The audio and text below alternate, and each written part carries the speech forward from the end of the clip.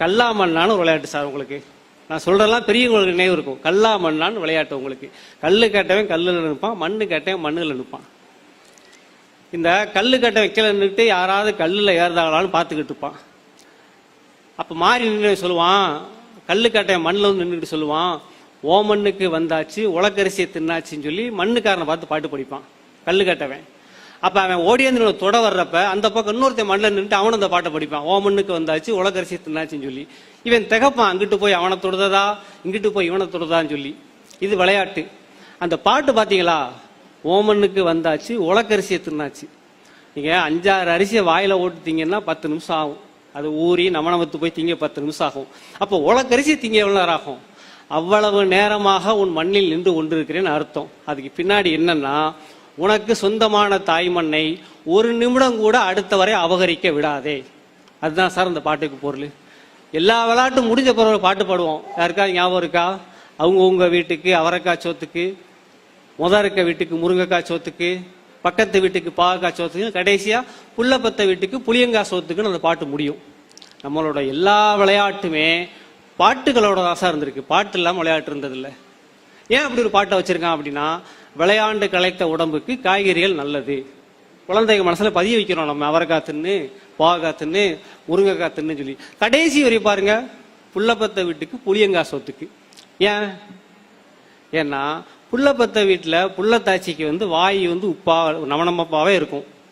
உரப்பா உப்பா திங்கணும் போல ஆசையா இருக்கும். அதனால புள்ளத்தாச்சி பெத்த வீட்டுல மட்டும், புள்ளப்பத்த வீட்டுல மட்டும் ஒரு 10 நாளைக்கு புளிச்சோரா பொங்குவாங்க நம்ம ஆளுங்க.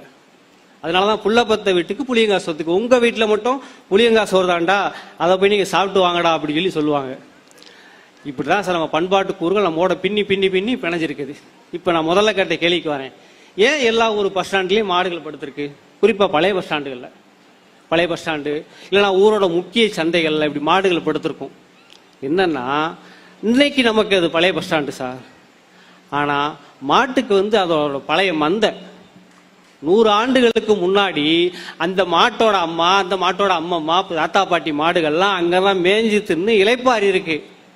நம்ம இன்னைக்கு அதில் போய் பஸ் ஸ்டாண்டை கட்டிக்கிட்டு பஸ் ஸ்டாண்டுக்குள்ள மாடு வருதுன்னா, மாட்டுக்கு சொந்தமான இடத்துக்கு மாடு வரத்தான சார் செய்யும். 100 ஆண்டுகள் கழித்தாலும் நீங்க இதே விஷயம் தான் சார் யானைக்கு. நீங்க 1000 ஆண்டுகளுக்கு முன்னாடி யானை இந்த பக்கம் நடந்து போகுதுன்னா, 1000 ஆண்டுகள் கழித்து யானையோட குட்டியோட குட்டி இதே பாதையில தான் வரும். நீங்க அந்த பாதையில வீட்டை கட்டிக்கிட்டு நம்ம என்ன போடுறோம், ஊருக்குள் யானை புகுந்தது. நான் குழந்தை கிட்ட கேட்பேன், நீங்க செய்தியை மாத்தி பாருங்க, காட்டுல இருக்க விலங்குகள்லாம் பேப்பர் நடத்தினா இந்த செய்தி அதுல எப்படி வரும் அப்படின்னா, குழந்தைகள் சொல்லுவாங்க. என்ன சொல்லுவாங்கன்னா, யானைகளின் வழியில் மனித குரங்குகள் அட்டகாசம். காட்டுல உள்ள பிளீஸ் பேப்பர்ல அப்படி செய்தி வருமா? அப்ப மாடு ஏன் திரும்ப திரும்ப பழைய பஸ் ஸ்டாண்ட்ல படுக்குன்னா, மாட்டோட உள் மனசுல இது நம்ம இடம், நம்ம தாத்தா மாடுங்கின படுத்திருந்தது, நம்ம அம்மா மாடு இங்கதான் மேய்ஞ்சது, இந்த குளத்துல தண்ணி குடிச்சது, இன்னைக்கு இவங்க பஸ் ஸ்டாண்ட் ஆக்கிட்டாங்கன்னு சொல்லி மரபு வழியாக அந்த உணர்வு கடத்தப்பட்டு கொண்டே வருகிறது. ஐந்தறிவுள்ள மாட்டுக்கே கடத்தப்படுதுன்னா, நம்ம மனசுக்குள்ள நம்ம செய்யற ஒவ்வொரு செயலுக்கும் பின்னாடி நம்ம முன்னோரின் பண்பாட்டு உணர்வு நகண்டு நகண்டு நகண்டு நகண்டு வந்திருக்கு சார். அதனால நீங்க எதை செய்தாலும் உங்களை பண்பாட்டிலிருந்து நம்மளை பிரிக்க முடியாது.